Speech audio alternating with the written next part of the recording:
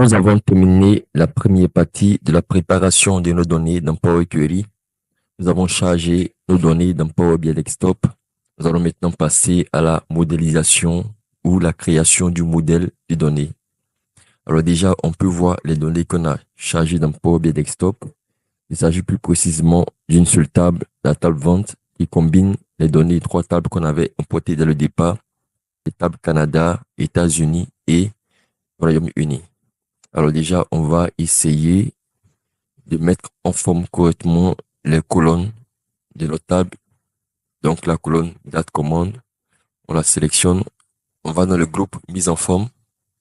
Au niveau du format, et on va choisir short date pour afficher le format jour, mois, année. Alors, ce qu'on fait maintenant, on va essayer de passer d'un modèle à une seule table et un modèle en étoile où on aura séparé les valeurs qu'on veut mesurer des axes d'analyse. Alors, d'après l'analyse des besoins qu'on a réalisé au début de la formation, on a identifié un certain nombre d'indicateurs à analyser et quelques axes d'analyse. Il s'agit plus précisément du chiffre d'affaires réalisé, du nombre de commandes reçues, du nombre de pièces vendues et du chiffre d'affaires moyen par commande. Comme axe d'analyse qu'on a identifié, on a les pays, les produits et les dates. Donc, on essaiera dans cette phase de créer une table avec les éléments qui permettent de calculer nos indicateurs analysés et d'autres tables associées à chaque axe d'analyse. Donc, une table pays, une table produit et une table date. Pour cela, nous allons retenir dans Power Query pour essayer de faire quelques transformations supplémentaires sur nos tables. Donc, je vais dans l'onglet Accueil, transformer les données pour lancer l'éditeur Power Query. Nous allons partir sur la table Vente. Dans la table Vente, on va identifier les colonnes qui correspondent à nos axes d'analyse. On a par exemple la colonne Date commande, la colonne Produit et la colonne Pays. Ce qu'on va faire, on va dupliquer la table Vente. Clic droit, dupliquer. Et on va essayer de récupérer uniquement pour chaque axe d'analyse les colonnes pertinentes. Alors, on va commencer par les produits. Voici la colonne produit qu'on a identifiée ici. On va supprimer de notre table toutes les autres colonnes. Donc, je vais venir sur le menu contextuel. Je viens sur choisir les colonnes. Ce qui va me permettre de choisir les colonnes que je vais garder et celles que je vais exclure. Voilà, je vais tout décocher et prendre uniquement la colonne produit. OK. Donc, on a une table à une seule colonne qui est la colonne produit. On peut déjà renommer la table produit. Alors, ce qu'on va faire maintenant, on va s'assurer de supprimer tous les doublons de la colonne produit. Donc, je viens simplement sur la colonne produit, clic droit pour afficher le menu contextuel, supprimer les doublons. On a maintenant une colonne produit avec 20 lignes, donc 20 produits. Alors, ce qu'on peut faire, c'est recommander, on va ajouter une colonne ID produit. Donc, je vais dans ajouter une colonne. Je vais choisir une colonne d'index pour numéroter chaque ligne en commençant à partir de 1 par exemple. Donc, je clique sur la flèche ici et à partir de 1. Je vais renommer la colonne index. Je vais la renommer ID produit. Donc, c'est bon pour la table produit. On va faire la même chose pour créer la table pays. Donc, je vais sur la table de vente. Je vais la dupliquer.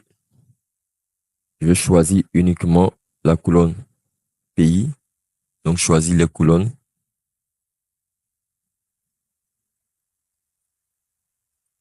Voilà, je vais supprimer les doublons de la colonne pays.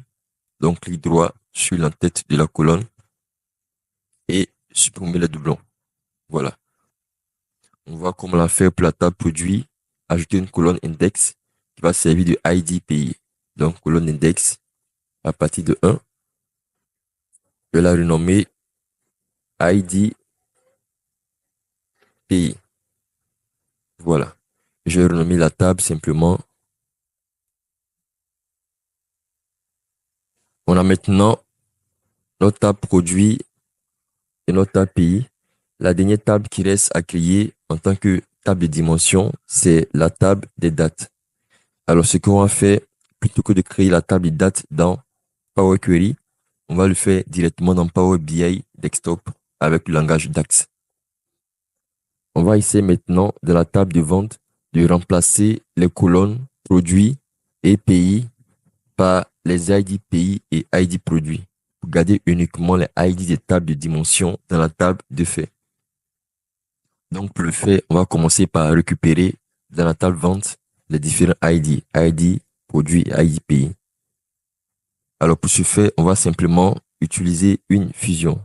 Donc, je vais dans accueil, combiner les données et fusionner des requêtes. Ça permet de récupérer une colonne dans une autre table pour l'ajouter à la table vente. Donc, je clique directement dessus. Ça, c'est notre table de base, la table vente. On veut la fusionner avec la table pays pour récupérer les ID pays. Alors, on va choisir les clés ou les champs communs qui vont permettre de faire la fusion. Donc, ici, dans pays, c'est la colonne pays. Et dans vente, c'est également la colonne pays.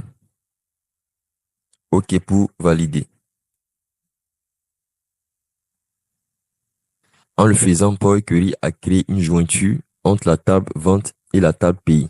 Alors, ce qu'on va faire maintenant, on va aller récupérer dans la table pays les colonnes qui nous intéressent. Pour ce faire, on va venir simplement sur la double flèche ici, cliquer dessus. On va tout désélectionner et choisir la colonne qu'on veut récupérer. Ici, on veut récupérer la colonne ID pays. Donc, je vais simplement cocher la case ID pays. Et là, je vais décocher la case qui est juste en bas ici pour éviter que le nom de la table pays soit ajouté à chaque colonne qui sera récupérée. Donc, OK pour valider. Je vais maintenant de la table vente la colonne ID pays. Puisque j'ai la colonne ID pays, je peux maintenant me permettre de supprimer la colonne pays. Voilà. On va faire de même pour pouvoir récupérer dans la table vente la colonne ID produit. Donc, je repasse sur combiner, fusionner des requêtes.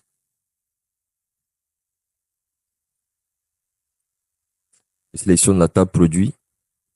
Alors, je vais choisir les champs communs entre les deux tables. Dans la table produit, c'est la colonne produit. Dans la table vente, c'est la colonne produit.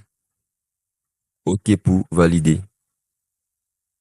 Voilà. En le faisant, Power Query a fait une jointure entre la table vente et la table produit. Je vais maintenant aller récupérer dans la table produit la colonne qui est nécessaire, c'est-à-dire la colonne ID produit. Donc, je viens sur la double flèche ici et je vais cocher la colonne ID produit que je vais ajouter à notre table.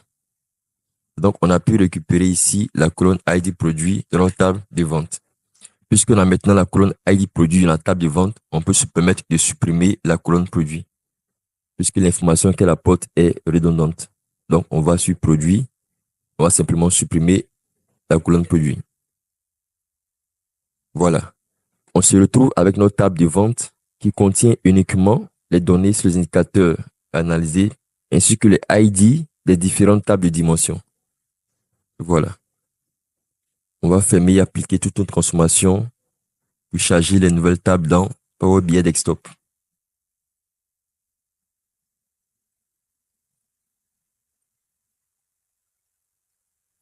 Voilà. Donc, nous sommes dans Power BI Desktop parce que notre table vente avec des colonnes supplémentaires ID pays et ID produit en lieu place de pays et produits qu'on avait.